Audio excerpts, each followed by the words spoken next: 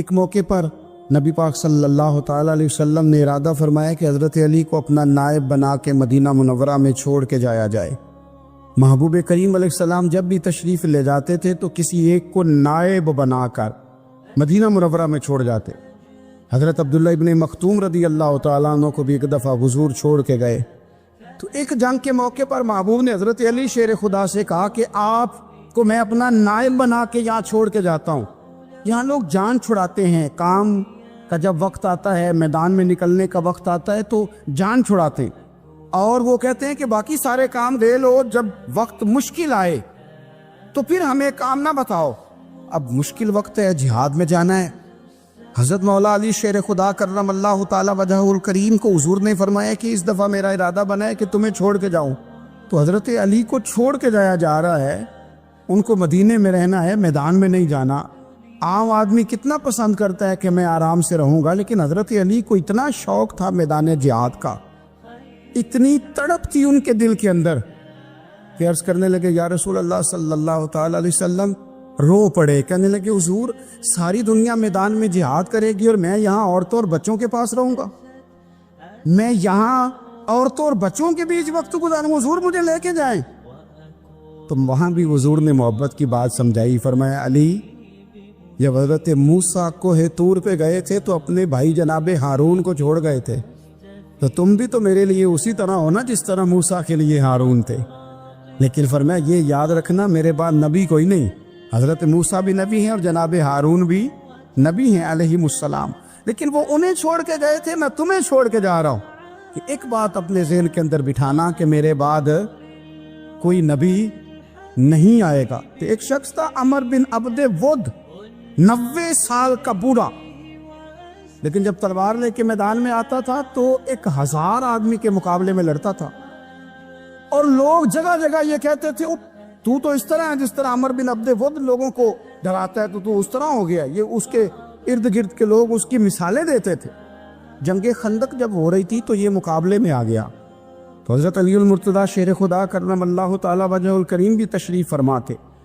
اب پورے عرب کے اندر اس کے بارے میں یہ کہا جاتا تھا کہ اس سے نہ لڑو، وہ تو خونخوار ہے، وہ تو درندہ ہے، وہ تو جنگلی شیر کی طرح آتا ہے، وہ تو کاٹ کھانے کو دوڑتا ہے، اس سے کون لڑے۔ ایک خیال تھا، اور وہ پراپوگنڈا بعض اوقات اتنا زیادہ کسی کے بارے میں ہوتا ہے کہ میں بچے لوگ آتے ہیں نا بچہ دم کرانے کے لیے تو کہتے ہیں پیچھا بڑا ضدی ہے، کسی کی بات نہیں مانتا، باقی بچے ٹھیک تھے، یہ تو بڑا ہی نالائق نکل آیا ہے۔ تو میں کہتا ہوں کہ آپ اس کے سامنے یہ والی باتیں نہ کریں، یہ پکا ہو جائے گا کہ میں ضدی ہوں۔ تو آپ ذہن بنا رہے ہیں اس کا کہ تو اس طرح کا ہے، ذہن بنا لیا لوگوں نے کہ عمر ابن عبد ود کے مقابلے میں کوئی نہیں آ سکتا۔ خندق میں یہ آیا، اس نے للکارا مسلمانوں کو، آؤ وہ تمہاری جنت کدھر ہے جس کے بارے میں تم کہتے ہو کہ ہم شہید ہوں گے، تو آؤ میرے مقابلے میں نکلو۔ جب اس نے پہلی دفعہ للکارا تو ابھی بات ختم نہیں ہوئی تھی کہ مولا علی تلوار لے کے اللہ اکبر کہتے کھڑے ہو گئے۔ حضور نے فرمایا بیٹھ جاؤ، حضرت علی پھر بیٹھ گئے۔ وہ پھر پکارا اٹھو کوئی میرے مقابلے میں، تو مولا علی شیر خدا پھر کھڑے ہو گئے، پھر کھڑے ہو گئے۔ حضور نے فرمایا بیٹھ جا۔ ایک شخص نے کہا علی یہ عمر بن عبد ود ہیں، فرمایا مجھے پتا ہے، نہیں سمجھے آپ بات، میں آپ کو سمجھا کے لایا ہوں پیچھے سے کہ پراپوگنڈا کرتے ہیں نا لوگ، ہو آگے نہ جانا، یا کرنٹ بڑا زیادہ ہے، وولٹیج بڑے سخت ہیں، تو آگے نہ بڑھنا۔ بھائی کیا ہو جائے، اٹھ باندھ کمر کیوں ڈرتا ہے، پھر دیکھ خدا کیا کرتا ہے۔ حضرت علی تیسری دفعہ اس نے کہا نا ہے کوئی، تو حضرت علی پھر اٹھے۔ اب تو رسول پاک صلی اللہ تعالی علیہ وسلم نے تھپکی دی۔ بعض جگہ یہ ہے کہ حضور نے خود تلوار تھمائی، سر پہ امامہ باندھا، اور حضور نے فتح یابی کی دعا فرمائی۔ حضرت علی گھوڑے پہ بیٹھے نکلے، اور جب اس کے سامنے گئے تو جا کے کہنے لگا میرا پتہ ہے۔ حضرت علی فرمانے لگے تو اپنا چھوڑ، میرا پتہ ہے تجھے، مجھے تو جانتا ہے۔ کہنے لگا میں 1000 کے مقابلے میں اکیلا لڑتا ہوں۔ حضرت علی شیر خدا فرمانے لگے پتہ نہیں تو کن سے لڑتا رہا ہے، جانے وہ کون ہے جن سے تو لڑتا رہا ہے، وہ کون 1000 تھے جو تیرے مقابلے میں آتے تھے، پتہ نہیں تو۔ کہنے لگا میرا نام میری ماں نے عمر بن عبد ود رکھا ہے۔ فرمایا چھوڑ تو، میری ماں نے میرا نام حیدر رکھا ہے۔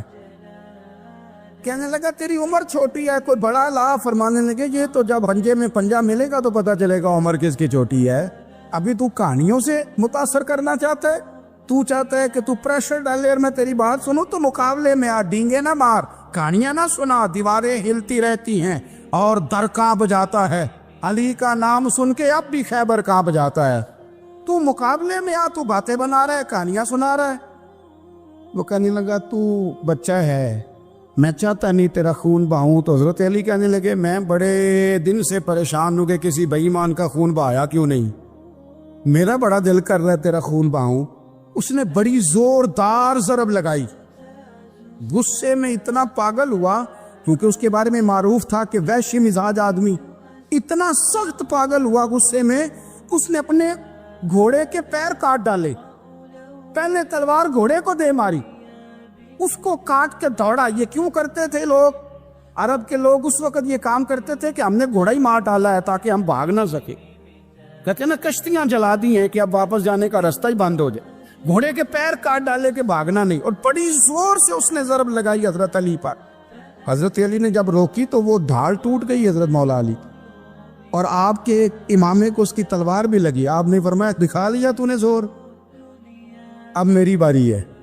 حضرت مولا علی شیر خدا کا قد بظاہر چھوٹا تھا، صحابہ کہتے ہیں ہم دور سے دیکھ رہے تھے، اللہ اکبر کہہ کے تھوڑا سا زمین سے وہ اٹھے، تھوڑا سا اٹھے، اور پھر دوبارہ نہیں انہیں تلوار چلانی پڑی، ایک ہی ضرب لگائی اور اس کے دو ٹکڑے کر کے اسے زمین پہ پھینک دیا۔ تو عزیز دوست، آپ یاد رکھیں گے اس بات کو کہ اپنی زندگی کے اندر مروب ہونا چھوڑ دیں۔ روب میں ہوتا، تاریوں نے مسلمانوں کو مروب کر لیا تھا، روب ڈال لیا تھا کہ ہم بہت بڑے لوگ ہیں، یہی آج ہمارے ساتھ بہت سارے لوگ کرتے ہیں، دلوں میں روب آ جاتا ہے، امیر رشتہ دار کا، فلانے کا، فلانے کا، پھر وہ جو مرضی کرتا ہے۔ تاتاریوں کی ایک بی بی، وہ کیا کرتی، وہ 9-10 مسلمان نوجوانوں کو سڑک پہ کھڑا کر جاتی، کہتی ادھر کھڑے ہونا، میرے آنے تک ہلنا نہ، جوان ہے لیکن روب ہے نا کہ یہ بڑے وحشی ہیں۔ اکیلی بی بی اندر جاتی، تلوار لے آتی، اور وہ کھڑے ہیں، وہ بھاگے بھی نہیں، اتنا ڈر گئے، ٹانگیں کانپ رہی، بھاگنے کی بھی ضرورت نہیں کر رہے، تسلی سے گئی ہے، تلوار لے کے آئی ہے، اور اس نے 9 جوان مسلمانوں کے گلے کاٹ دیے۔ اس روب سے نکلیں باہر، نوجوانوں سے کہتا ہوں نکلو۔ اور جن لوگوں نے دنیا میں انقلاب برپا کیا وہ غریب گھروں کے تھے، وہ لوگ تھے کہ جو بازار کسی بڑے قبیلے سے نہیں تھے، ہم محنت کریں، تعلیم حاصل کریں، جدوجہد کریں، مشقت کریں، اپنی زندگی میں کچھ مقاصد کے حصول کے لیے آگے بڑھے۔ اور اگر آپ کہیں کہ دائیں بائیں میرے فلاں آدمی مجھے یہ مشورہ دے رہا ہے، تو کچھ لوگ دنیا میں باتیں کرنے آئے ہیں، انہوں نے باتیں کرنی ہے اور بڑا فائدہ ہوتا ہے، ان کو باتیں کر لینے دیں، ان کو کرتے رہنے دیں۔ کام کرنے والا بندہ کام کرتا ہے اور کرتا ہی چلا جاتا ہے، وہ منزل تک پہنچ جاتا ہے۔ تو حضرت علی کے مزاج میں دلیری ہے، ہمت ہے، ایک بات، اور دوسری بات دانائی، حکمت۔ یہ جو ہمارے فیصلے ہیں نا جذباتی، اور جناب آج فلانے نے یہ کہہ دیا تو میرا پروگرام یہ بن گیا، تو پھر کل کسی نے اور کچھ کہہ دیا تو میرا پلان اور بن گیا۔ میں سب سے زیادہ ان لوگوں کے حق میں پریشان ہوتا ہوں جو سویرے کچھ اور کہتے ہیں، دوپہر کو کچھ اور کہتے ہیں، شام کو کچھ اور کہتے ہیں۔ بھئی آپ کا کوئی نظریہ ہونا چاہیے، کوئی ویژن ہونا چاہیے زندگی میں، آپ کے اندر کوئی حکمت اور دانائی ہونی چاہیے۔ اس کے لیے کیا کرنے کی ضرورت ہوتی ہے؟ اس کے لیے ضرورت ہوتی ہے کہ آپ کا ذہن ایک طرف ہو۔ میرے اسلاف فرمایا کرتے تھے زندگی میں ایک کام کر لو پر صحیح کر کے کر لو۔ ہم نے تو سارے کام کرنے ہیں۔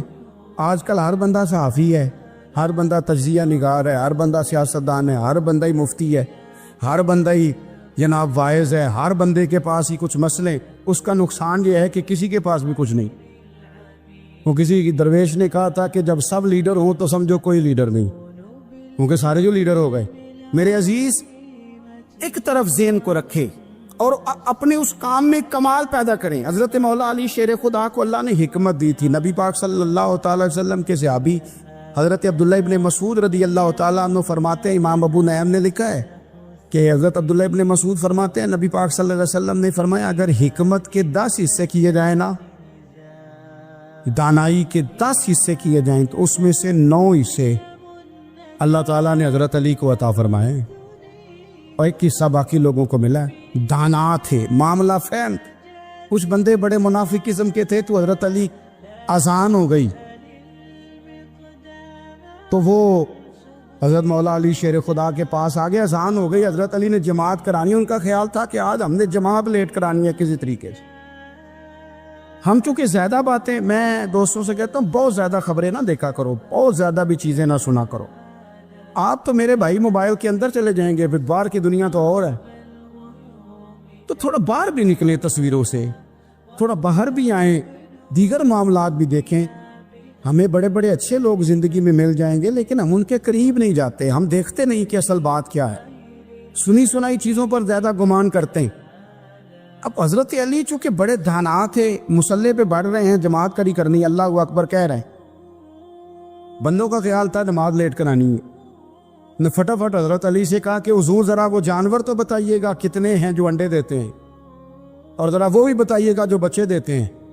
ये जरा अब कितने को बंदा जानवर गिने, आहिस्ता आहिस्ता बंदा शुमार करे। हो बकरी जो है वो बच्चा देती है, मुर्गी अंडा देती है, और गायें जो है वो बच्चा देती है, और बतख जो है वो अंडा देती है। बंदा तो ये गिनने लग जाए। तो हजरत अली शेर खुदा यहाँ हाथ हैं, फरमाने लगे घर जाके गिन लेना। मोटी सी बात बताता हूँ, जिन जानवरों के कान बाहर होते हैं वो बच्चे देते हैं, जिनके अंदर होते हैं वो अंडे देते हैं। अल्लाह अकबर। नमाज की नीयत बांध ली, तुम किन्ना घर जाके। मोटी सी बात बता देता हूँ। वो साहब कहते हैं मैं हजरत अली रज़ी अल्लाह तआला अन्हु को जाने आया था, मैं खुद बड़ा उलझ गया। ये क्या माजरा है, क्या मुअम्मा है कि दो फिक्रों में उन्होंने बात को समेटा और कमाल कर दी। कहने लगे घर जाके गिनना, यहाँ टाइम नहीं, नमाज का वक्त है, बस जिनके कान अंदर है ना वो अंडे देते हैं, और जिनके बाहर हैं वो जा जाके हिसाब करना। आप ढूंढ लें, तलाश कर लें, चले जाएं माहिरीन के पास, पर शेर खुदा शेर ही है। हजरत मौला अली के जुमलों में कमाल है, उनकी दानाई, उनका तदब्बुर, उनकी हिकमत, उनका फहम, उनकी फिरासत, उनका कमाल। एक शख्स बड़ी दूर से आया, उसने कहा हुजूर मुझे ना लंबी बातें याद नहीं रहती, दो बातें बस बता दे, मैं अमल करूं तो जिंदगी बन जाए, दो बातें। तो हजरत अली फरमाने लगे लंबी उम्मीदें ना लगाना, लंबी उम्मीदें ना लगाना, मौत का पता नहीं कब आ जाए। मनसूबाबंदी जरूर करना आने वाली नस्लों के लिए, अपनी अपनी जात के लिए लंबी उम्मीदें ना बांधना, ये भी कर लूंगा, ये भी कर लूंगा। हम रिटायर नहीं होते जिंदगी भर, प्लान पे प्लान, प्लान पे प्लान। तो अगर हम प्लान कर रहे होते हैं तो जो हमारे नीचे होते हैं वो हमें रिटायर करने का प्लान कर रहे होते हैं। औलादें तक वालिदैन को कमजोर करने के दर पे होती है कि अब ये हटे तो हमारी बारी आए। हजरत अली फरमाने लगे दो काम, एक तो लंबी उम्मीद ना बांधना, और दूसरा फरमाया अपने नफ्स की ख्वाहिश की पैरवी से बचना।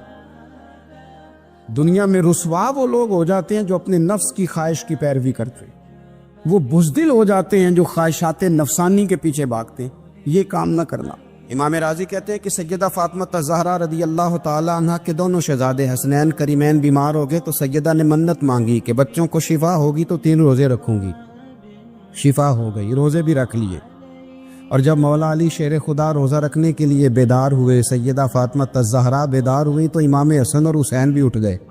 7-8 साल की उम्र, अम्मा जी हमने भी रखना है। सुबह खजूर और दूध से रोज़ा रख लिया गया। ऐन इफ्तारी के वक्त मौला अली कहते हैं फाके चल रहे थे, कहीं से मैं जौ लाया थोड़े से। सैयदा फातिमा ज़हरा ने पीस कर रोटियां पकाईं। वो वक्त जो बड़ा मुश्किल होता है इफ्तार का, कहते हैं उस वक्त जब खाने के लिए बिल्कुल हाथ आगे बढ़ने लगे और उम्मीद थी कि अभी सैयदना बिलाल अल्लाह अकबर कहेंगे तो रोज़ा खुलेगा, लेकिन अभी चंद ही मिनट रहते थे कि दरवाजे पर एक फ़कीर ने सदा दी। कहने लगा सारे मदीने के दरवाजे खटखटा आया हूँ, कहत है फाका है, ए रसूलुल्लाह के ख़ानदान वालों, मैं यतीम हूँ। किसी ने बताया है कि और कोई दरवाज़ा खुले ना खुले, सैयदा का दरवाज़ा तेरे लिए ज़रूर खुलेगा। क्या यतीम को रोटी मिलेगी? तो हज़रत मौला अली ने बच्चों की तरफ देखा ही था कि इमाम हसन सारी रोटियां जाके दरवाजे पे दे आए। खजूर और पानी से इफ्तार हो गया। सुबह फिर खजूर और दूध से रोज़ा रखा। इमाम राजी कहते हैं ऐन वो वक्त जब इफ्तार का टाइम आया तो फिर दरवाजे पे किसी ने सदा दी। کہا اے رسول اللہ کے خاندان والوں میں مسکین ہوں، رات سے روٹی کھائی ہے، نہ صبح کھا سکا نہ دوپہر۔ کسی نے بتایا ہے کہ اس دروازے سے خالی کوئی نہیں جاتا۔ امام حسن نے پھر سارا لنگر اٹھایا اور پھر جا کے دے دیا۔ تیسرا دن پھر ہوا۔ مجھے لگتا ہے کہ جب افطار کا ٹائم آیا ہوگا نا تو یہ خود ہی سارے دروازے پہ دیکھتے ہوں گے، یہ کوئی آیا نہیں لینے والا ابھی تک۔ لگتا ہے کہ نظریں دروازے پہ تھیں۔ عین افطار کے وقت 3 روٹیاں جب جاؤں کی پک کے آئی تو ایک بھکاری نے صدا دی، کہنے لگا میں قیدی ہوں، آج ہی قید سے رہائی ملی ہے، پہلے دن کسی کے دروازے پہ صدا دی ہے روٹی ملے گی۔ امام حسن وہ کھانا دے کے واپس لوٹے، کھجور اور پانی سے افطار ہوا، اور جیسے ہی مسجد نبوی میں تینوں باپ بیٹا نماز پڑھنے گئے تو مولا علی کہتے مجھے بتانا نہیں پڑا، رسول کریم نے میری طرف دیکھ کے فرمایا علی تیرا، فاطمہ کا، حسن اور حسین کا 3 دن والا عمل خدا کو بھی بڑا پسند آیا ہے اور محمد مصطفیٰ کو بھی بڑا پسند آیا، وہ بڑا پسندیدہ عمل۔ میں کہتا ہوں کہ حضرت فاطمہ نے نا ان کی تربیت پہلے ہی کر دی تھی، 3 دن بغیر افطار کے روزہ رکھنے کی، وہ ٹریننگ گھر سے ہو چکی تھی۔ اب میدان کربلا میں 3 دن بھوکا پیاسا رہنا ان کے لیے مشکل نہیں تھا۔ حضرت جناب سیدہ زینب بنت ابی رافع کہتی ہے کہ سیدہ فاطمہ الزہرا ایک دن اپنے دونوں شہزادوں کو لے کے، جب حضور کی طبیعت مبارک بظاہر علیل تھی جس میں حضور کا وصال ہوا، دونوں شہزادے لے کے سیدہ فاطمہ نبی کریم کی بارگاہ میں گئی، کہنے لگی یا رسول اللہ میرے بچوں کو کچھ دیجئے۔ سیدہ پاک تو حضور اٹھ کے بیٹھ گئے، اس کندھے سے امام حسن کو لگایا اور اس سے امام حسین کو لگایا، اور فرمایا فاطمہ کہ جو میرا حسن ہے نا اس کو میں اپنی ہیبت اور سرداری دیتا ہوں، اور فرمایا یہ جو میرا حسین ہے نا، حسین کو میں اپنی جرت اور سخاوت دیتا ہوں، میرا حسین جرت مند ہوگا اور سخی ہوگا۔ داتا گانج بخش علی حجویری، امام الاولیاء، سید الاسفیاء، داتا صاحب کشف المعجوب میں فرماتے ایک دن نا امام حسین کے پاس ایک شخص آیا بڑی دور سے کچھ مانگنے، کہا حضور کچھ دیجئے۔ وہ شخص کہتا ہے کہ میرا ظرف یہ تھا کہ 4-5 دینار ملیں گے، تو امام حسین فرمانے لگے تھوڑی دیر بیٹھ جا، رزق آ رہا ہے۔ تو امام حسین کو حکومت وقت کی طرف سے نا 5 تھیلیاں ملی، جس میں ایک تھیلی میں 500 اشرفیاں تھیں، 5 تھیلیاں آئیں، لیکن اس کو آنے میں نا ذرا دیر ہو گئی۔ وہ 5 تھیلیاں جب آئی نا تو امام حسین اس کی طرف 5 تھیلیاں بڑھا کے نا، ذرا دیکھنا میری طرف غور سے، 5 تھیلیاں بڑھا کے نا تو فرمانے لگے میاں اتنا تجھے انتظار کرایا ہے نا، اتنی ہم تیری حاجت پوری نہیں کر سکے، تو یہ نہ محسوس کرنا کہ حسین کے دروازے پہ بیٹھا بھی رہا ہوں تو ملا کیا ہے، یہ نہ محسوس کرنا۔ وہ شخص کہتا ہے جب میں نے وہ تھیلیاں کھولی اور پھر میری نظر امام حسین پہ پڑی تو میرے اندر سے آواز آئی اگر حسین ابن علی اتنے سخی ہیں تو محمد عربی کتنے سخی ہو۔ اگر یہ معیار ان کا ہے، ان کا یہ معیار ہے، اور خود بھیک دیں خود ہی کہیں منگتے کا بھلا ہو، خود کہنے لگے جتنا انتظار کرایا ہے اتنی تیری مدد کر سکے، یہ سخاوت کا معیار تھا، یہ طریقہ تھا۔ ایک دفعہ سیدنا امام حسین رضی اللہ تعالیٰ عنہ کے گھر کے اندر نا 5000 دینار آئے، مسجد میں تھے، آپ کو 5000 دینار ملے تو امام زین العابدین کہتے ہیں کہ مسجد سے لے کر گھر آنے تک امام حسین نے 5 کے 5000 اللہ کے رستے میں خیرات کر دی۔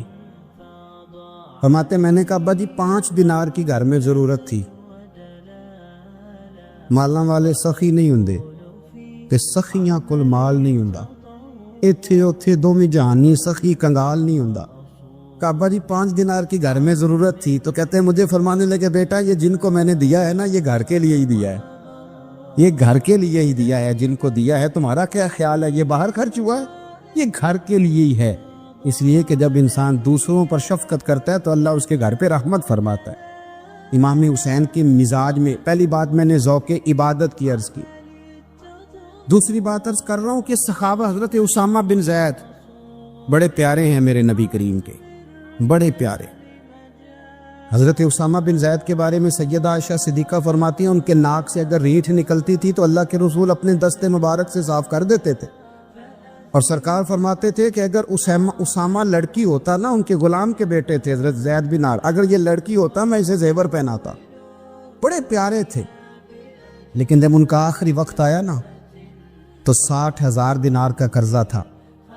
رشتہ داروں سے کہا، دوستوں سے کہا، یاروں سے کہا، پر قرض ادا نہیں ہو رہا تھا۔ حضرت اسامہ بن زید کہتے ہیں بڑا پریشان تھا۔ جب حد ہو گئی نا تو حضرت اسامہ بن زید فرمانے لگے، جاؤ کوئی حسین ابن علی کو خبر کرو، ان سے کہو میں نا غلام ہوں آپ کے نانا کا، مقروض دنیا سے چلا گیا تو کیا بنے گا۔ امام حسین کو خبر ملی تو دوڑے آئے۔ لاجپال اس پیر کو نہیں کہتے جو تگڑا نذرانہ لے کے تو ماتھا چوم لے، لاجپال تو اس کو کہتے ہیں کہ جب ضرورت پڑے تو وہ سر پہ موجود ہو۔ حضرت سیدنا امام حسین تشریف لائے تو جناب اسامہ بن زید رو پڑے، کہنے لگے حضور میں نے نا غلامی کی ہے آپ کے نانا کی، اور اس غلامی پہ ناز ہے، اب 60,000 دینار کا قرضہ لے کے دنیا سے جاؤں گا تو میری قبر پہ بوجھ رہے گا۔ امام حسین خادم کو بھی کہہ سکتے تھے جاؤ گھر پیسے پڑے ہیں لے آؤ، امام حسین خود گئے، چادر اوڑھ کے تو اس کی اوٹ میں بکل میں 60,000 دینار چھپا کے لائے اور جناب اسامہ بن زید کے سامنے رکھ کے کہنے لگے، اسامہ یار پیسے رات کو ہی آئے تھے، میں سوچ رہا تھا مجھے تو ضرورت نہیں، اللہ نے کس کا نصیب میرے گھر میں بھیج دیا، مجھے تو حاجت ہی نہیں تھی، اب پتہ چلا پیسے تیرے تھے، اللہ نے حسین کی ڈیوٹی لگائی ہے کہ جا کے دے آ۔ حضرت اسامہ بن زید رو پڑے، فرمانے لگے اللہ آپ کو بہترین صلہ عطا فرمائے۔ امام بڑا ہی پیار کرتے تھے، گھوڑے پہ جا رہے تھے، کچھ فقیر غریب لوگ بیٹھ کے روٹی کھا رہے تھے، کھا رہے تھے سڑک کے کنارے، تو امام زین العابدین فرماتے ہیں کہ جب امام حسین گزرے تو انہوں نے آواز دی، حضور دل کرتا ہے ہمارے ساتھ بیٹھ کے روٹی کھائیں۔ کائنات کے مالک و مختار کے نواسے اور دنیا کے سب سے بڑے شہزادے گھوڑے سے اترے اور غریبوں کے ساتھ سڑک پہ بیٹھ گئے، روٹی کھانے لگے اور دیر تک کھاتے رہے، اور جب فارغ ہو گئے تو فرمانے لگے کھانے کی ضرورت بھی نہیں تھی، حاجت بھی نہیں تھی، پر تم نے آواز دی تو دل رکھنے کو بیٹھ گیا تھا، اگر اجازت دے تو چلا جاؤں۔ یہ مزاج تھا، یہ طبیعت تھی۔ آپ کے ایک بھائی ہیں چھوٹے، حضرت محمد بن حنفیہ نام ہے، حضرت مولا علی شیر خدا رضی اللہ تعالیٰ عنہ کی دوسری بیوی سے۔ ایک دن حضرت امام حسین ان کے گھر میں بیٹھے تھے تو کسی بات میں نا اختلاف رائے ہو گیا، تو امام علی مقام ناراض ہو گئے، فرمایا آج کے بعد تیرے گھر نہیں آؤں گا، رومال اٹھایا چلے گئے۔ لوگوں نے حضرت محمد بن حنفیہ رضی اللہ تعالیٰ عنہ سے کہا حسین تو ناراض ہو گئے، کبھی نہیں آئیں گے۔ آپ فرمانے لگے بھائی تمہارا ہے کہ میرا؟ کہا جی بھائی تو آپ کے ہیں۔ فرمایا اگر کہو تو چند منٹوں میں حسین واپس آئے؟ کہا جناب ناراضگی ہو گئی ہے۔ فرمایا ناراضگی ہوئی ہے پر میں اس کے دل کی نرمی کو تو جانتا ہوں نا، اس کے مزاج کے اندر جو محبت ہے اس سے تو ابھی آئے۔ کہا جناب وہ کیسے؟ فرمانے لگے دیکھنا ذرا۔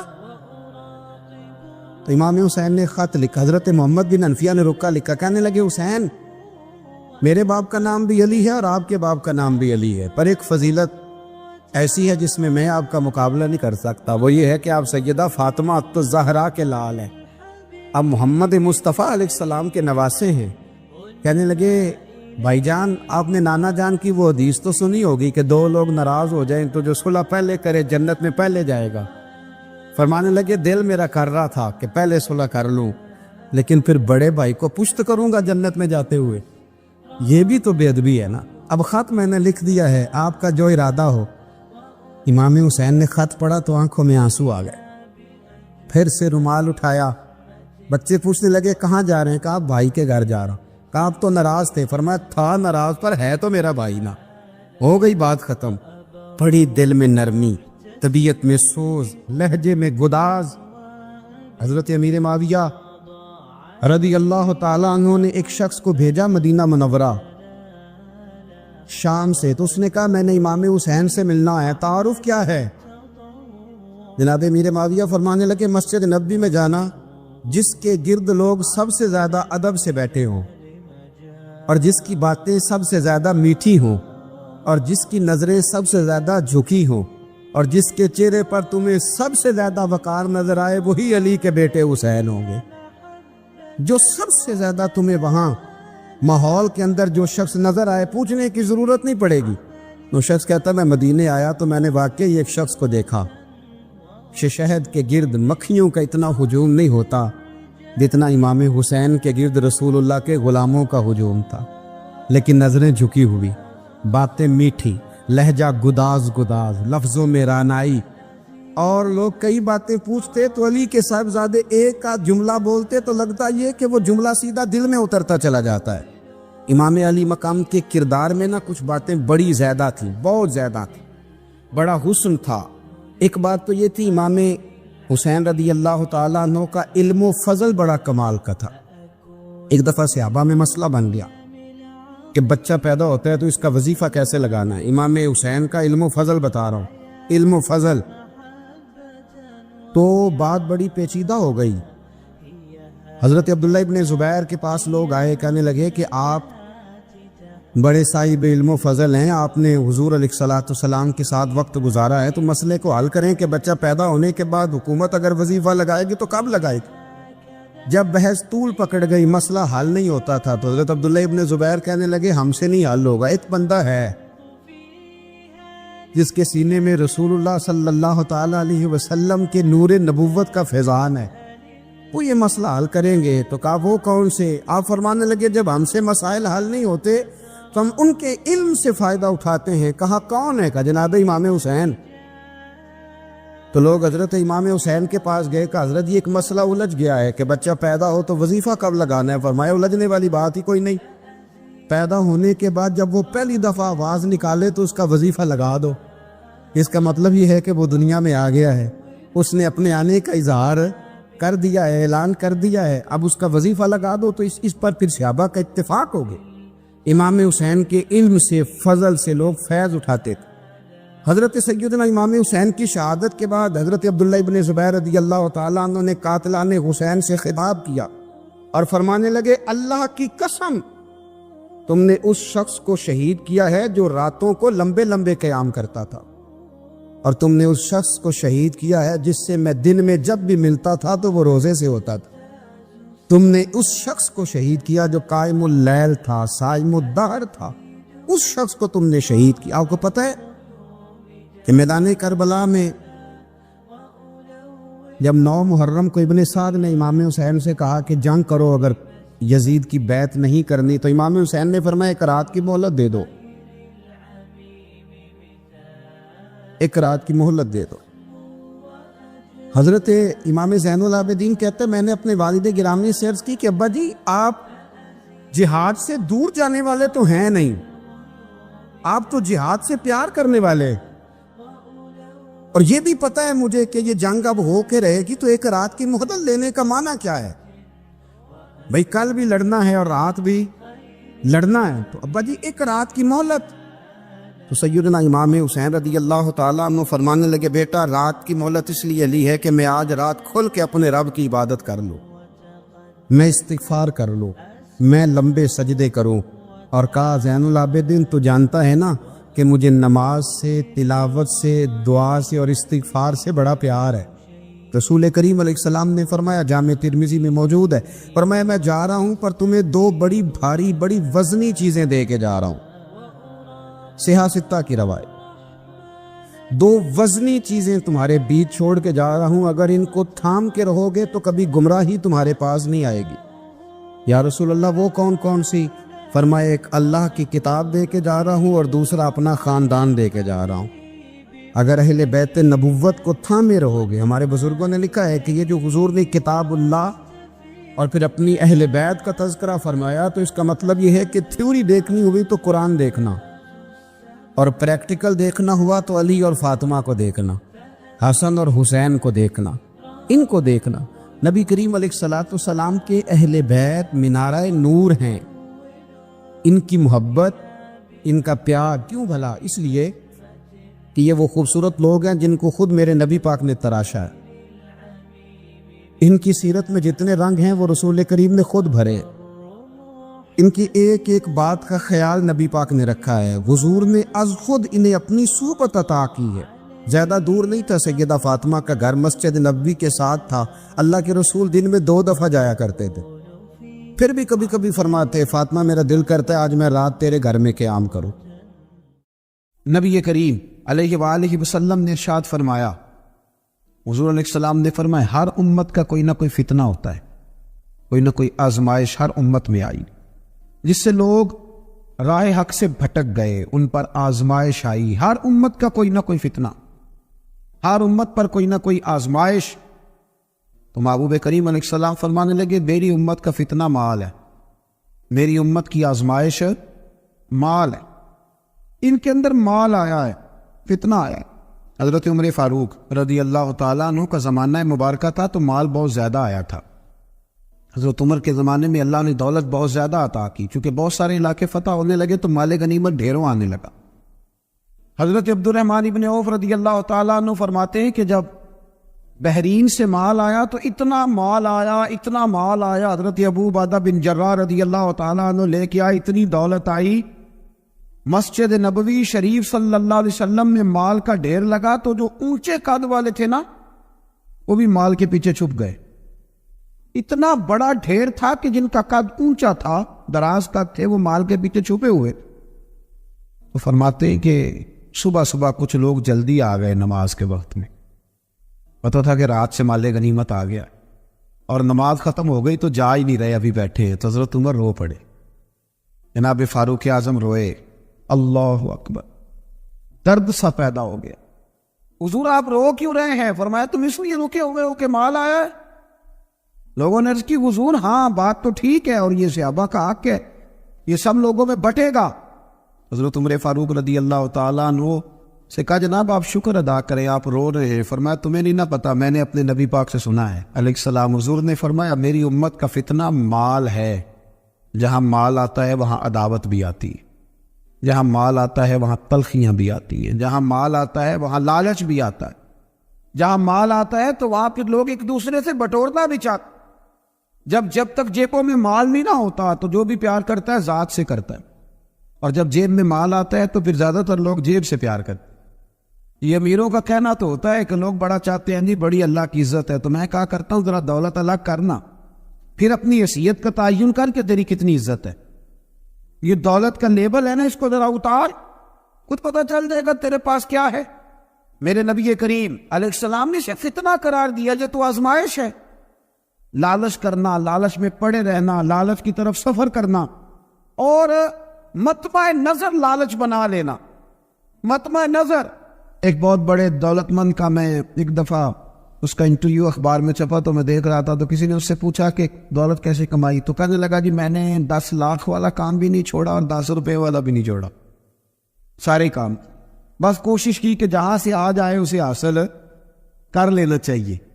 اب کھل کے بات تو لوگ کرتے نہیں، حالانکہ بہت ساری جگہوں پہ اس بات کا ترجمہ یہ ہوتا ہے کہ نہ جائز دیکھا نہ ناجائز دیکھا، بس جہاں سے آئے، جتنے آئے، جس ترتیب سے آئے۔ شام کو یہ حساب ضرور کرنا ہے کہ آج میرے بینک بیلنس میں کتنا اضافہ ہو گیا۔ لوگوں نے دولت ہی کی طرف دیکھا، دولت ہی کو پرکھا، پیسے نہیں تو رو پڑے، جائیداد نہیں تو رو پڑے، مکان نہیں تو رو پڑے۔ جس دن 4 گاہک کم آئے اس دن رو پڑے، جس دن کام دھندا کم ہوا تو سارے زمانے کو بتایا کہ بڑی غربت ہے۔ میں کہا کرتا ہوں کہ جب اللہ تعالیٰ گاہک زیادہ بھیجتا پھر بھی شور کیا کرو، جب اللہ تعالیٰ نوازتا ہے اس کا بھی اعلان کیا کرو۔ میرے بھائی، حضرت عیسیٰ علیہ السلام کا ایک فرمان بڑا ہی شاندار ہے، اس عنوان پر اگر ہماری سمجھ میں آئے تو ہماری طبیعت ٹھنڈی کر دے گا۔ اور جناب عیسیٰ علیہ نبینا علیہ الصلوۃ والسلام نے ایک بات کہہ کے کتنے سارے مضامین بیان کر دیے۔ اللہ کے پیغمبر علیہ الصلوۃ والسلام نے کتنی ساری باتیں کھول دی ایک جملہ کہہ کے۔ جناب عیسیٰ علیہ الصلوۃ والسلام فرمانے لگے دنیا کو اپنا آقا نہ بنانا، دنیا کی دولت کو اپنا آقا نہ بنانا، ورنہ یہ تمہیں اپنا غلام بنا لے گی۔ جنہوں نے دولت کو آقا بنایا اس نے پھر ان کو اپنا غلام بنا لیا، پھر بیچارے کروڑوں پتی ہیں پر سو نہیں پاتے ساری رات، اربوں روپیہ پاس ہے پر نیند سکون کی میسر نہیں آتی، چونکہ دولت آقا ہے نا، تو یہ وہ آقا ہے جو قابو آتا نہیں، یہ وہ آقا ہے جس سے دل بھرتا نہیں، یہ وہ والا آقا ہے جس سے لوگوں کی طبیعت سیر ہوتی نہیں، 1 کے بعد 2، 2 کے بعد 3، 3 کے بعد 4، 4 کے بعد 5، یہ وہ والا پیالہ ہے جو کبھی پر ہو سکتا۔ محمود غزنوی رحمت اللہ تعالی علیہ نا خیرات بانٹا کرتے تھے. آپ کو پتہ ہے بادشاہ لوگ ہوتے تھے, دولت تقسیم کرتے تھے. تو محمود ایک دن باہر نکلے, سیر کے لیے جا رہے تھے, بادشاہ سلامت. تو باہر نکلے تو کہا جتنے فقیر ہیں نا سب کو بلا لو, آج میرا دل ہے میں نکلتا جاؤں اور خیرات بانٹتا جاؤں, نکلتا جاؤں اور خیرات تقسیم کرتا جاؤں. محمود نے اعلان کیا تو بعض اوقات انسان کچھ بات کرتا ہے تو اس کے لفظوں میں نا تھوڑا کر و فر نظر آتا ہے, تھوڑا تکبر نظر آتا ہے, تھوڑا غرور نظر آتا ہے. ایک درویش بھی وہاں سے گزر رہے, انہوں نے بھی بادشاہ کا یہ جملہ سنا, اس طرف توجہ فرمائی کہ لو جی جو جس نے لینا ہے نا آج اسے دیا جائے گا, آج میں بانٹتا ہی جاؤں گا. وہ بزرگ بھی آ گئے, کاسا لکڑی کا پیالہ ہاتھ میں پکڑا ہے, وہ بھی تشریف لائے. اور محمود غزنوی جب بانٹ رہے تھے تو انہوں نے بھی اپنا پیالہ آگے کر دیا, انہوں نے بھی کچھ لینے کے لیے پیالہ آگے بڑھایا. تو محمود غزنوی نے اپنی جیب سے چند سکے نکالے, چند اشرفیاں نکالی, اور جب بابا جی کے پیالے میں ڈالی تو آواز تو آئی کھٹکنے کی. لکڑی کے پیالے سے جب چاندی کے سکے ٹکرائے تو آواز تو پیدا ہوئی, لیکن بزرگوں نے پیالہ پھر آگے کیا, کہنے لگے اس میں تو کچھ بھی نہیں, تھوڑا اور ڈال دو. محمود کہتا ہے میں نظر ڈال کے دیکھا تو پیالہ تو واقعی خالی تھا. بادشاہ تھا, کہہ چکا تھا کہ آج بانٹنا ہے, جو کوئی مانگے گا اسے دینا. پھر جیب میں ہاتھ ڈالا. یہ انا کا بت بھی بڑی مشکل سے ٹوٹتا ہے نا, یہ بڑا پکا ہوتا ہے, یہ نہیں ٹوٹتا. دوبارہ پیالہ ڈالا تو پھر چیزیں کھٹکنے کی, بجنے کی آواز تو آئی, لیکن بزرگ کہنے لگے کہ تم نے تو کچھ بھی نہیں دیا. پھر پیالہ آگے کیا تو محمود نے جھوک کے دیکھا تو پیالہ پھر خالی تھا. اس نے پھر کچھ ڈالا, پھر دیکھا تو خالی, پھر ڈالا, بجنے کی آواز آئی, پھر خالی. اب بادشاہ تھا, ہارنے کا نام ہی نہیں لے رہا, یہ شکست کھانا ہی نہیں چاہتا. اس نے تھیلے منگا لیے, بوریاں منگا لی پیسوں کی بھری ہوئی, ڈالتا جا رہا ہے, بجنے کی آواز آتی ہے. محمود تھک گیا, کہنے لگا بابا اس کے نیچے کون سا سوراخ بنایا ہوا ہے, کیا ہے اس کے نیچے, جو سمجھ میں نہیں آ رہا کیا ہے.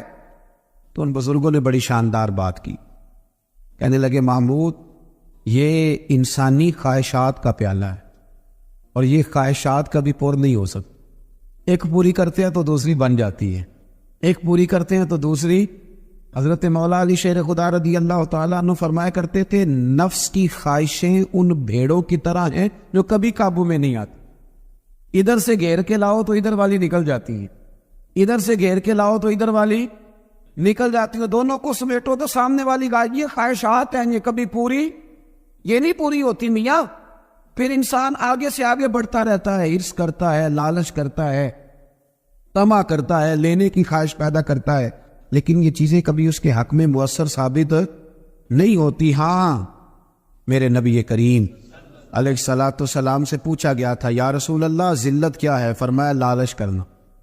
تو حضور عزت کیا ہے, فرمایا جو رب نے تجھے دیا اس پہ راضی ہو جا, اللہ عزت عطا فرما دے.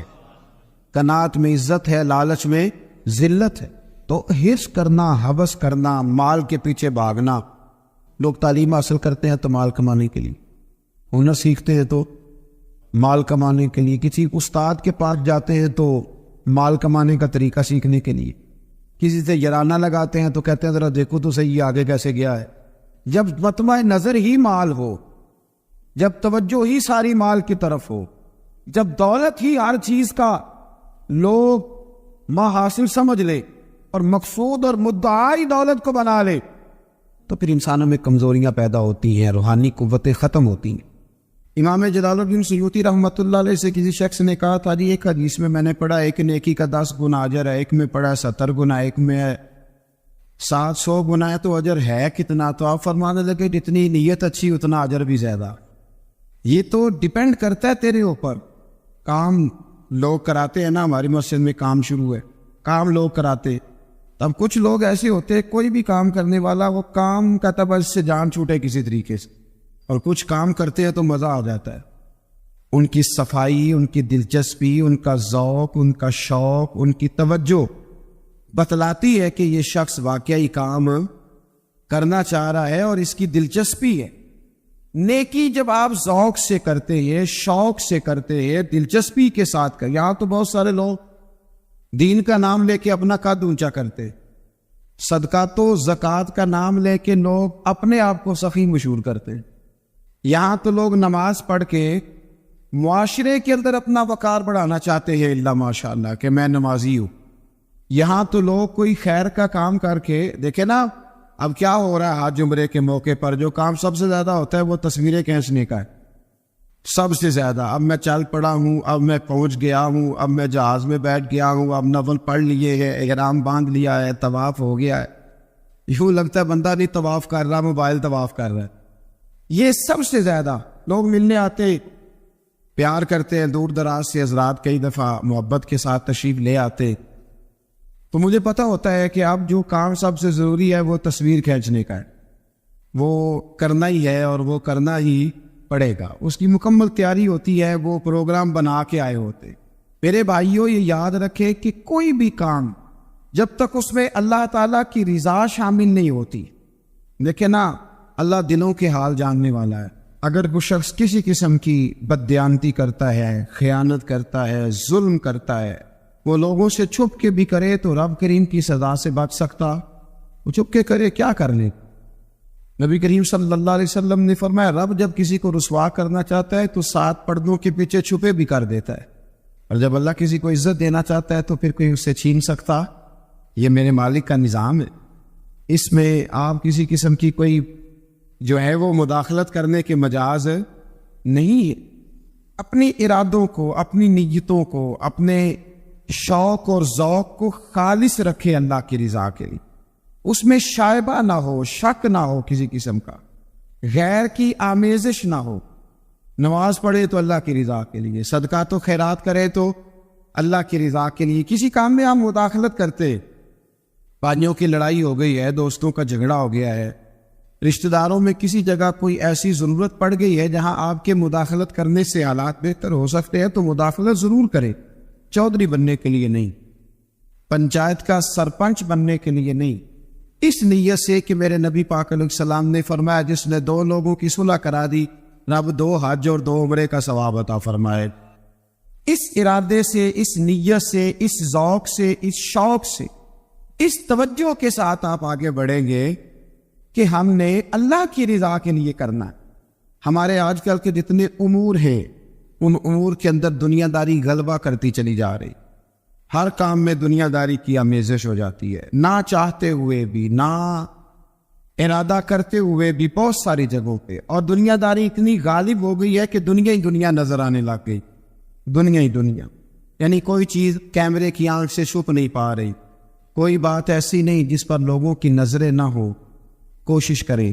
اور عجیب بات یہ ہے کہ دنیا داری ہو، دولت ہو تو اس کو چھپا کے رکھا جاتا ہے، اور دین کی کوئی بات ہو اس کو نشر کرنا ضروری سمجھا جاتا ہے تاکہ لوگوں کو میرے تقوی اور میری پرہیزگاری کی خبر جلدی جلدی مل جائے۔ میرے نبی کریم علیہ الصلاۃ والسلام نے خالص اللہ کی رضا کے لیے ہر کام کرنے کا حکم دیا۔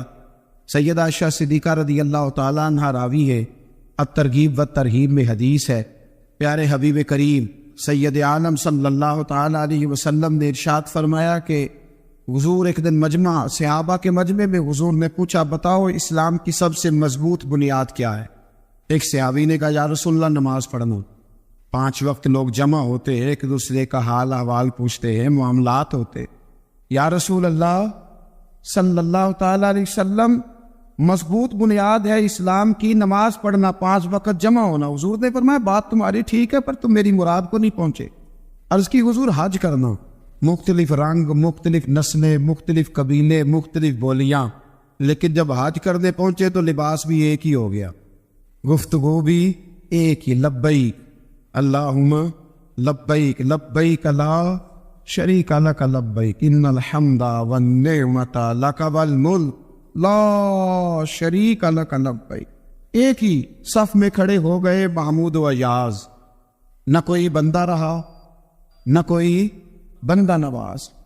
نبی رحمت سید عالم صلی اللہ علیہ وسلم سے عرض کی حضور یہ حج جو ہے نا اس میں بڑی یکسانیت ہوتی ہے، ہر رنگ ہر نسل کا آدمی ایک تسبیح کے دانے کی طرح ایک جگہ پہ پرو دیا جاتا ہے، تو لگتا ہے یہ اسلام کی مضبوط بنیاد ہے۔ محبوب فرمانے لگے بات تمہاری ٹھیک ہے پر تم میری مراد کو نہیں پہنچے۔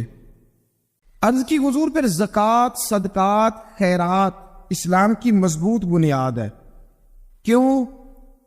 وہ اس لیے کہ غریب امیر کو دیتا ہے، امیر غریب کو دیتا ہے، اور غریب امیر سے لیتا ہے تو ایک رشتہ بنتا ہے، ایک تعلق بنتا ہے۔ موصل کا اور احسان مند کا بڑا گہرا رشتہ ہوتا ہے، بڑا ایک دوسرے سے پیار کرتے ہیں، ایک دوسرے کو چاہتے ہیں، ایک دوسرے کے لیے اچھے جملے بولتے ہیں، ایک دوسرے کے لیے ہمیشہ ان کے جذبات ٹھنڈے میٹھے اور اچھے ہوتے، تو لگتا ہے یہ اسلام کی مضبوط بنیاد ہے۔ حضور فرمانے لگے بات تمہاری ٹھیک ہے، اور تم میری مراد کو نہیں پہنچے تو پھر سے عرض کرنے لگے حضور ہماری رعایت فرما دے، پھر ایک رحمت کی نظر کر دے، آپ ہی بتا دیں اسلام کی مضبوط بنیاد کیا ہے۔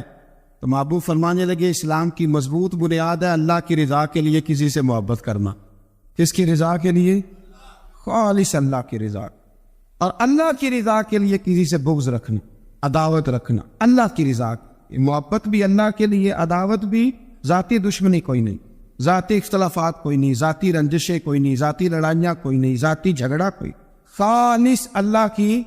ہمارے ہاں لڑائیاں ذاتی لڑی جاتی ہیں، اس نے مجھے شادی پہ دعوت نہیں دی، اس نے مجھے پروٹوکول نہیں دیا، یہ کہاں پہنچ گیا، میں کہاں رہ گیا، ذاتی لڑائیاں لڑی جاتی ہیں، دینی نہیں، مذہبی نہیں، اخلاقی نہیں۔ دیکھیں آپ، چاہیے تو یہ تھا نا کہ شادی کے موقع پر یہ لڑائی نہ ہوتی کہ اس نے مجھے پوچھا کیوں نہیں، لڑائی یہ ہوتی کہ یار تو غیر شرعی کام کوئی نہ کرنا، اللہ رسول کی ناراضگی والا کام کوئی نہ کرنا، اگر تو نے کیا تو میں نے کوئی نہیں آنا، اگر تو یہ حرکت کرے گا تو پھر میرا تیرا معاملہ درست نہ رہ سکے گا۔ یہ لڑائی ہونا چاہیے تھی، نہ کہ یہ لڑائی ہوتی کہ مجھے بلایا کیوں نہیں، پروٹوکول کیوں نہیں دیا، اعزاز کیوں نہیں دیا۔ تو حضور نے فرمایا اسلام کی مضبوط گرہ، اسلام کی مضبوط بنیاد ہے اللہ کی رضا کے لیے محبت کرنا، اور اللہ کی رضا کے لیے کسی سے عداوت رکھنا۔ حضرت موسیٰ کلیم اللہ علیہ نبینا علیہ الصلوۃ والسلام پر اللہ کریم نے وہی فرمائی کہ اے موسیٰ،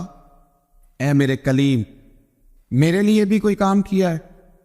عرض کی اللہ میں نے نمازیں پڑھی، روزے رکھے، تبلیغ کی۔ فرمایا وہ تو آپ کی ذمہ داریاں تھیں، وہ تو آپ نے اپنے لیے کیا، میرے لیے بھی کچھ کیا ہے؟ رب کریم نے پوچھا موسیٰ میرے لیے بھی کچھ کیا ہے؟ عرض کی اللہ یہ سارا کچھ۔ فرمایا مالک تیرے لیے کیا؟ کہا یہ تو آپ نے اپنے لیے کیا، آپ کی ذمہ داریوں میں شامل تھا۔ مالک تیرے لیے کیا ہے؟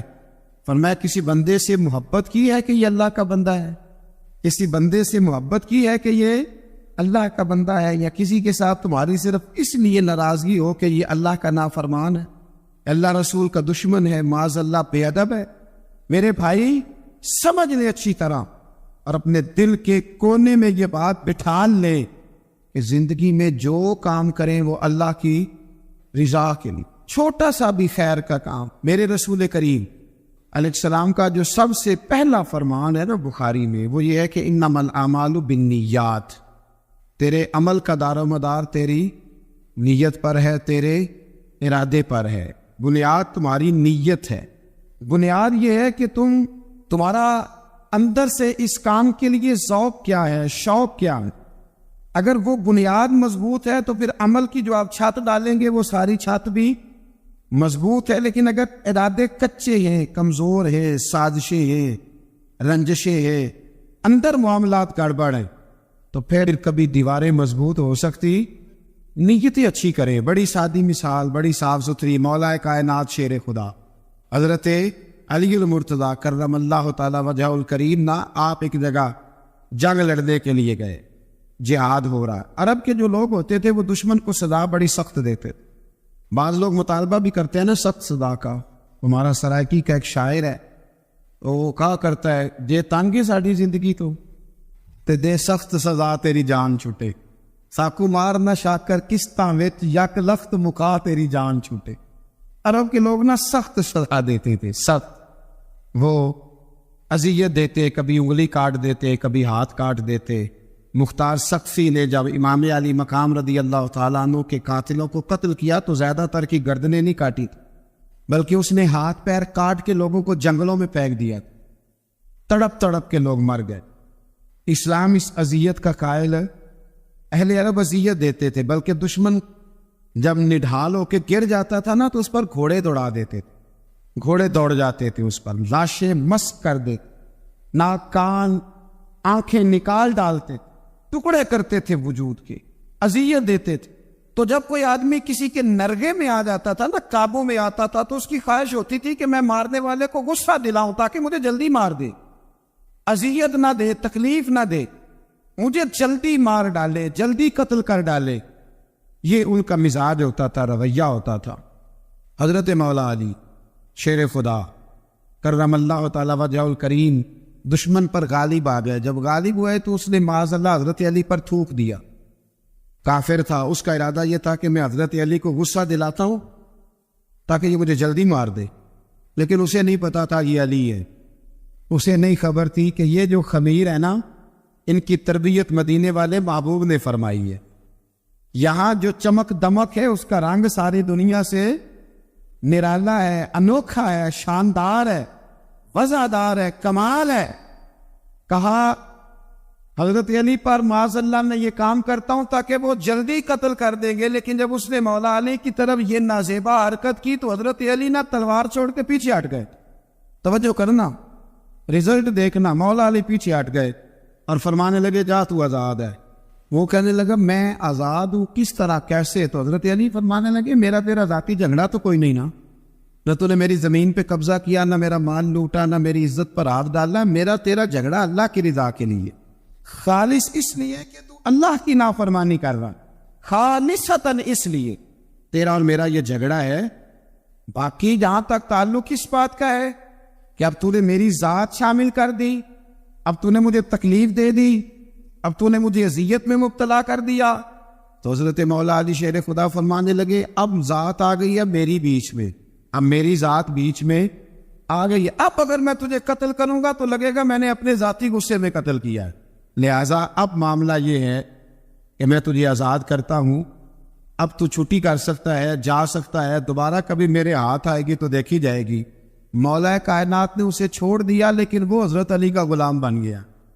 وہ غلام بن گیا، کہنے لگا علی اب سمجھ آئی ہے کہ دین کتنا شاندار ہے، دین کتنا اعلیٰ ہے، دین کی قدریں کتنی پاکیزہ اور کتنی حسین ہیں اور کتنا منور ہے محبوب کریم کا دین، آپ مجھے کلمہ ہی پڑھا دیں۔ گویا جو بندہ تلوار سے فتح نہ ہو سکا وہ مولا علی کے خلوص سے فتح ہو گیا۔ حضرت علی کے خلوص سے، للہیت سے، اللہ کے ساتھ جو ان کا رشتہ تھا، اس رشتے کی برکت سے وہ آدمی فتح ہو گیا۔ میرے بھائی، ہمارے معاملات کے اندر للہیت ختم ہوتی جا رہی ہے، خلوص نہیں رہا، کرامتیں ہیں، کہانیاں ہیں، داستانیں ہیں، الزامات ہیں، جھوٹ ہے، فریب ہے، فراڈ ہے، بڑا کچھ ہے۔ اگر نہیں ہے تو خلوص نہیں ہے، اگر نہیں ہے تو ہمارا اللہ اور اس کے رسول کے ساتھ رضا والا معاملہ نہیں ہے۔ کسی چیز کو اس کی حقیقت کی بجائے ہم تصورات کی دنیا میں جا کے، خیالات توہمات اور افواہوں کی دنیا میں جا کے اس کو قبول کرتے۔ یاد رکھو، جن لوگوں کی زندگیاں اللہ کی رضا کے لیے تھی وہ لوگ بڑے اچھے تھے، بڑے خوش بخت تھے، بڑے خوش نصیب تھے۔ انہیں بدر کے میدان میں گردنیں کٹانے میں بھی بڑا ہی مزہ آیا۔ انہیں آپ دیکھیں نا، احد کے میدان میں جانے دینے میں بھی انہیں بڑا مزہ آیا۔ جب آدمی میں خلوص ہوتا ہے تو اس کے لیے جان قربان کرنا بھی آسان ہو جاتا ہے، لیکن جب خلوص نہیں ہوتا پھر گفتگو ہوتی ہے، پھر باتیں ہوتی ہیں، پھر داستانیں ہوتی ہیں، پھر کہانیاں ہوتی ہیں، پھر لب و لہجہ ہوتا ہے، پھر منصوبہ سازی ہوتی ہے، پھر ہیلے بہانے، پھر سورے کبرے جوڑ کے لوگ کہانیاں اور داستانیں بناتے ہیں۔ خلوص اور للہیت کے ساتھ اللہ کی بارگاہ میں جھکے، عبادتوں کا، ریاضتوں کا، تلاوتوں کا جتنا اللہ ہمیں موقع دیتا ہے اس میں خلوص شامل کرنے کی کوشش کریں، للہیت شامل کرنے کی کوشش کریں، اللہ کی رضا شامل کرنے کی کوشش کریں۔ میرے نبی رحمت صلی اللہ تعالی علیہ وسلم نا حضرت معاذ ابن جبل کو جب یمن کے لیے روانہ کرنے لگے تو رسول پاک علیہ السلام نے بڑی نصیحتیں فرمائیں۔ ان نصیحتوں میں درد بڑا تھا۔ کیوں؟ اس لیے کہ حضور نے انہیں بتلایا تھا کہ جب تم واپس آؤ گے تو میری تمہاری ملاقات نہیں ہوگی، تم میری قبر سے گزرو گے۔ اکھاں جدوں میٹیاں زمانہ مینوں روے گا، اپنا تے اپنا بیگانہ مینوں روے گا، جدوں نہ میں دسیا میں خاراں نوں میں خانے وچ، جام ٹوٹ جان گے تے میں خانہ مینوں روے گا۔ کئی لک لک رون گے تے کئی بک بک رون، گلیاں دا ایانا تے سیانا مینوں روے گا۔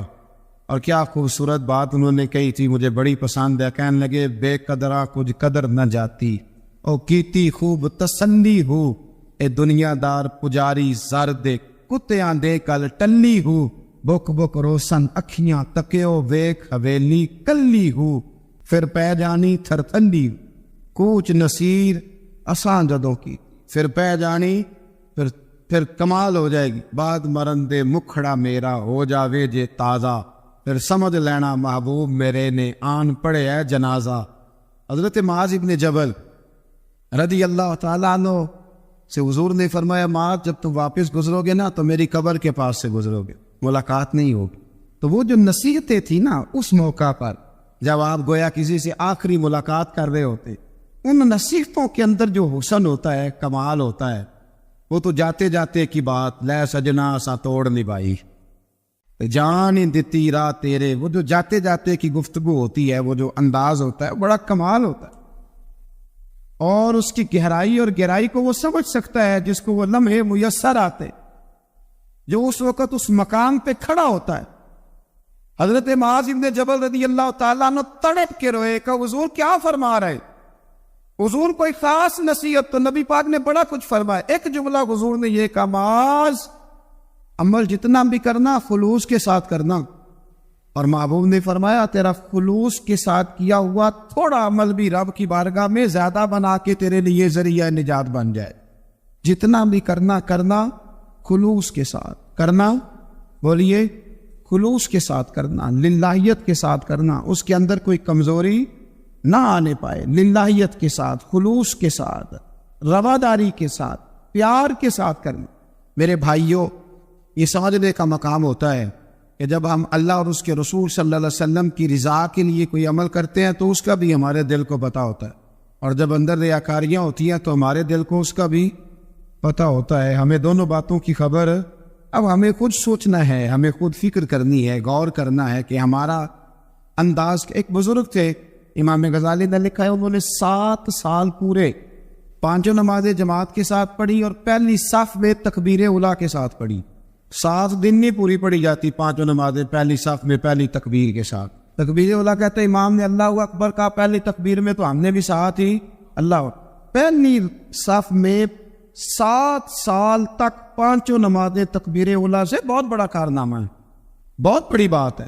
مطلب بندہ یہاں سے اٹھ کے آتے, وضو کرتے, کوئی معاملہ آ گیا, کوئی مطلب اس کو حاجت ہو گئی استنجا وضو کی, تو وہ ٹائم نکل جاتا ہے. کئی دفعہ ایسے ہوتا ہے. 7 سال پورے نماز پڑھی, تو کہتے 7 سال کے بعد نا ایک دن 8واں سال لگا ہوا تھا, تو بزرگ فرماتے ہیں میں ذرا لیٹ ہو گیا, تکبیر اولیٰ تو مل گئی پر پہلی صف نہ ملی, تیسری صف میں جگہ ملی. بزرگوں کے تقوی دیکھیے گا, فرماتے تیسری صف میں میں نے نماز پڑھی تو میرے دل کے اندر خیال آیا یار لوگ کیا سوچیں گے کہ اتنا اچھا اس کا ریکارڈ تھا, پہلی صف میں یہ نماز پڑھتا تھا, تو آج تیسری صف میں لوگ کیا سوچیں گے. فرماتے ہیں جب یہ لفظ زبان پہ آیا تو میرا ضمیر بول پڑا, جب یہ سوچ دل میں آئی تو میرا اندر تڑپ اٹھا, چھم چھم میرے آنسو نکلنے لگے, میں رویا. اور فرماتے لوگ چلے گئے اور میں نفل پڑھتا روتا رہا. میں نے کہا اللہ مجھے یوں لگتا ہے وہ 7 سال تک پہلی صف میں جو نمازیں پڑھتا رہا وہ تو لوگوں کو دکھانے کے لیے پڑھتا رہا. فرماتے میں نے 7 سال کی نمازیں قضا پڑھی, قضا نمازیں پڑھی, اس لیے کہ مجھے سمجھ آئی کہ وہ نماز اللہ کی رضا کے لیے نہیں تھی, وہ تو بندوں کو ریکارڈ بنانے کے لیے. میں نے وہ 7 سال کی نمازیں قضا پڑھی. اور فرماتے اب دوبارہ سے جب میں جاتا ہوں تو پھر میں اپنے دل پہ غور کرتا ہوں کہ پہلی صف تکبیر اولیٰ پر, یہ بتا نیت کیا ہے, یہ بتا کہ تیرا ارادہ کیا ہے. شیخ سعدی فرمایا کرتے تھے تیرے وجود کا قبلہ تو سیدھا ہے, دل کے قبلے کی بھی بات بتا. تیرے وجود کا قبلہ درست ہے پر دل کے قبلے کی بھی, ہاں خودی کا سر نہاں لا الہ الا اللہ, خودی کا تیگ فسا لا الہ, یہ دور اپنے ابراہیم کی تلاش میں ہے. صنم کدا ہے جہاں لا الہ الا اللہ, صنم کدا ہے جہاں لا الہ الا اللہ, اور اگرچہ پت ہے جماعت کی آستینوں میں پر مجھے ہے حکم ازاں لا الہ الا. تو یہ جو ہمارا مزاج ہے نا لوگوں کو دکھانے کا, بتانے کا, سنانے کا. شیخ ابو العباس مرسی فرماتے کہ مجھے کئی دفعہ محبوب کریم علیہ السلام کا دیدار نصیب ہوا, میرا اور حضور کا معاملہ تھا, پھر میں نے لوگوں کو بتانا شروع کر دیا. فرماتے پھر انہوں نے آنا چھوڑ دیا, اس لیے کہ کچھ باتیں ایسی ہوتی ہیں جو بتانے کی نہیں ہوتی, لیکن کچھ بندوں کو بشارتیں ہوتی بڑی ہیں, وہ ان بیچاروں کو بدعزمی ہو جاتی. وہ بتائیں نا جب تک 20 لوگوں کو, تب تک ان کی وہ بدعزمی ختم ہے. حالانکہ ہر چیز بتانے کی, دکھانے کی, سنانے کی, ہر چیز کی وضاحت دینے کی نہیں ہوتی. ہر چیز ایسی نہیں ہوتی. حضرت ابو ہریرہ جیسے لوگ فرمایا کرتے تھے علم کی 2 تھیلیاں، ایک کھولی ہے دوسری کھولو تو مجھے قتل کر دو. ہر چیز کو بتانے سمجھانے کی ہوتی ہے. تو خلوص دیکھے کتنا ہے اس میں، للہیت کتنی ہے، اللہ کی رضا کتنی. الحمدللہ تعالی اس مہینے سے جو جولائی کا ہے، میرے خیال ہے 4-5 جولائی سے حج کی فلائٹ شروع ہو جائیں گی انشاءاللہ تعالی. خوش نہیں ہوئے آپ سن کے؟ جو جا رہے ہیں رب ان کا قبول فرمائے، اور جو رہ گئے اللہ انہیں موقع عطا فرمائے. ای سعادت بزور بازو نیس تان بخشندہ خدائے بخشن. یہ سعادتیں بازو کی قوت سے نہیں ملتی، تبھی ملتی ہیں جب اللہ عطا کرتا ہے، جب رب اپنے فضل سے عطا کرتا ہے پھر یہ سعادتیں ملتی. لوگ حج کے لیے جا رہے ہیں، اور آپ کو پتہ ہے حج بھی آج کل ساتھ حج ہوتا ہے، ساتھ سیلفی ہوتی ہے، آخر تک چلتا ہے. ایک بزرگ تھی حضرت ابو مرتعش ان کا نام تھا. وہ فرماتے ہیں میرا 4-5واں حج تھا، نفلی حج کرنے کے لیے میں جا رہا تھا. تیاری میری مکمل ہو گئی تھی، 2-4 دنوں میں میری روانگی تھی، ارادہ میرا مضبوط تھا، معاملات سارے طے ہو گئے تھے، بس میں جانے کے قریب تھا. فرماتے ہیں کہ میں ایک دن گھر میں بیٹھا تھا، اماں جی نے نا کہا بیٹا ذرا پانی کا پیالہ دینا. فرماتے میرے دل میں خیال آیا کہ ایک تو میں عالم ہوں، صوفی ہوں، درویش ہوں، مولوی ہوں، اور دوسرا یہ کہ میری کل پرسوں تیاری بھی ہے، تو پانی تو چھوٹا بھائی بھی دے سکتا ہے، یہ کام کو بچہ بھی کر لے گا. میں نے چھوٹے کو اشارہ کیا ذرا پانی دینا، وہ گیا اور مٹکے سے پانی بھر کے اماں کو دے دیا. کہتے جب اس نے اماں کو پانی دیا نا تو میرے اندر پھر مد و جزر شروع ہوا، پھر میری ضمیر کی آوازیں اٹھنے لگی، پھر اندر سے بلندی ہونے لگی، پھر آوازیں آئیں، اور پھر میں نے اعلان کیا. میں نے کہا کھو یہ کیا ہوا؟ سینکڑوں اور ہزاروں میل حج کرنے کے لیے جانا میرے لیے آسان ہے، اور یہ 2 قدم اماں کو پانی دینا میرے لیے مشکل ہے. یہ کیا بات ہوئی؟ حالانکہ حج کرنے سے بھی اللہ نے راضی ہونا تھا، اور اماں کو پانی پلانے سے بھی اللہ نے راضی ہونا تھا. پر یہ میں کس جگہ کھڑا ہو گیا ہوں کہ سینکڑوں میل اور ہزاروں میل جا کے حج کرنا میرے لیے آسان ہے، لیکن پانی بھر کے لانا میرے لیے مشکل ہے. چند قدموں کے فاصلے پہ مٹکا پانی کا پڑا ہے. فرماتے بس اسی وقت پھر مجھے سمجھ آئی کہ وہ حج میں لوگوں نے ذرا حاجی کہنا ہے نا، حج میں لگا شور اٹھے گا نا کہ چھٹا حج کر کے آیا ہے. حج میں ذرا آوازیں اٹھیں گی نا، ماشاءاللہ کیا بات ہے، پھول ڈلیں گے اور پتیاں گریں گی اور نام ہوگا. لیکن اماں کو پانی دینے سے کسی نے اعلان تو نہیں نہ کرنا، شاباش تو نہیں نہ دینی، کسی بندے نے آواز تو نہیں نہ اٹھانی. فرمایا میں اسی وقت اسی لمحے اٹھ کے ماں کے قدموں میں بیٹھا اور پیر پکڑ کے کہا اماں مجھے معاف کر دے. اماں کہنے لگی بیٹے کیا ہوا؟ میں نے کہا اماں مجھے سمجھ آ گئی، آج میرا نفلی ہے، میں اس سال نہیں جاؤں گا، اگلے سال جاؤں گا. اب یہ پورا سال میں تیری نوکری کروں گا، میں تیری خدمت کروں گا، تیرے پیر دباؤں گا، تیرے لیے کھانا لاؤں گا، میں تیری ڈیوٹی کروں گا. اس لیے کہ مجھے سمجھ آئی ہے کہ نیکی کا تصور اصل میں ہے کیا. ہم پھر وہ نیکی کرنے جا رہے ہوتے ہیں جو نیکی بھی ہوتی ہے اور دنیا میں اس کا نام بھی ہوتا ہے، تذکرہ بھی ہوتا ہے، اس کی وجہ سے ہمارا قد بھی اونچا ہو رہا ہوتا ہے. حالانکہ نیکی کا تصور تو بڑا چھوٹا سا ہے، کل معروف صدقہ، مسکرا کے ملنا بھی نیکی، رزق حلال کما کے بچوں کو کھلانا بھی نیکی، گلی سے پتھر اور کانٹا اٹھا دینا بھی نیکی. پر ہمیں تو کوئی لمبی چوڑی نیکی چاہیے، کوئی بڑی نیکی چاہیے. اس لیے بہت سارے ایسے لوگ ہیں جو نیکیاں ان کی پہنچ میں ہوتی ہیں وہ نہیں کرتے. وہ محرم کے ایام میں نا ایک جگہ پہ حاضری کا موقع ملا تو وہاں ایک صاحب کہہ رہے تھے ہم مریں گے، لڑیں گے، جانیں دیں گے، قربانی دیں گے، ہم امام علی مقام کی سنت ادا کریں گے، سارا کچھ کریں گے. تو بعد میں وہ میرے پاس بیٹھے تو میں نے انہیں کہا کہ جب جنگ کا موقع آئے گا تو انشاءاللہ لڑیں گے، جانے بھی دیں گے. اور ابھی آپ یہ کام کریں کہ امام حسین ایک رات میں پورا قرآن پاک پڑھا کرتے تھے، یہ والی سنت امام حسین کی شروع کریں. یہ والی سنت ابھی آپ سٹارٹ، جب وہ موقع آئے گا تو انشاءاللہ وہ کام بھی کریں گے. تو یہ والی سنت آپ سٹارٹ کریں. امام صاحب 100 نفل پڑھا کرتے تھے فرد نماز کے علاوہ، روزانہ 100 رکعت نماز نفل. تو آپ یہ والی سنت امام حسین کی شروع کریں نا، تو جب کربلا سجانے کی باری آئے گی تو پھر کربلا بھی سجا لیں گے. لیکن ہم نے یہ والے کام نہیں کرنے، نمازیں 5 پوری نہیں پڑھنی، ہم نے تو صرف کربلا والی سنت ادا کرنی، نعرے لگانے، وہاں تک پہنچنا ہے. میرے عزیز یاد رکھے، اللہ کی رضا ہر جگہ پیش نظر ہو. میرے رسول کریم صلی اللہ تعالی علیہ وسلم کی عالی مرتبت خدمت میں ایک جنگ کے موقع پر صحابہ نے عرض کیا تھا کہ یا رسول اللہ صلی اللہ تعالی علیہ وسلم فلاں آدمی بڑی ہمت سے لڑ رہا ہے، جہاد کر رہا ہے، بڑی بات ہے. تو حضور نے فرمایا یہ جہنمی ہے، جہاد کر رہا تھا. توجہ ہے میری بات پر؟ حضور نے فرمایا یہ جہنمی ہے، یہ دوزخی ہے، یہ بندہ جنتی نہیں۔ جب سرکار دو عالم صلی اللہ تعالی علیہ وسلم نے یہ بات ارشاد فرمائی تو صحابہ کہتے ہیں ہمیں تجسس ہوا کہ یہ کیا بات ہوئی، اتنی ہمت سے، جواں مردی سے، اتنی وہ دلیری سے لڑ رہا ہے اور حضور نے فرما دیا دوزخی ہے۔ کیسے دوزخی کیسے؟ تو ایک صحابی کہنے لگے میں اس کا پیچھا کرنے لگا، جب پیچھا کرنے لگا تو اس پر نہ کچھ زخم کاری لگ گئے تھے، زخم گہرے تھے، وہ زخموں کو برداشت نہ کر سکا اور ایک مقام ایسا آیا کہ اس نے خود اپنے پیٹ میں خنجر لگا کے، پیوست کر کے، خنجر مار کے یا تلوار مار کے یا نیزہ مار کے اس نے خودکشی کر لی، زخموں کی تاب نہ لا سکا۔ حضور نے فرمایا تھا کہ یہ جہنمی ہے، تو اس کی وہ جو بات تھی وہ صادق ہو گئی۔ کہتے میں فوراً بولا، میں نے کہا میرے محبوب جو فرماتے حق اور سچ ہی فرماتے، دیکھو کس موت مرا۔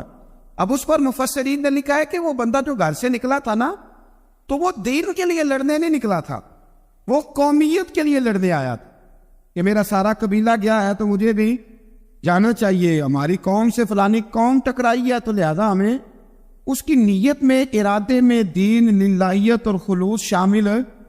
اس کی دلیل وہ حدیث ہے جس میں حضور نے فرمایا کہ عالم بھی، سخی بھی اور شہید بھی اس وجہ سے جہنم میں جائیں گے معاذ اللہ کہ ان کی خدمات کی وجہ اللہ کی رضا نہیں تھی، خدمات کی وجہ ذاتی شہرت تھی، بہادری کے دعوے تھے، سخاوت کا سبب یہ تھا کہ لوگ انہیں سخی کہیں۔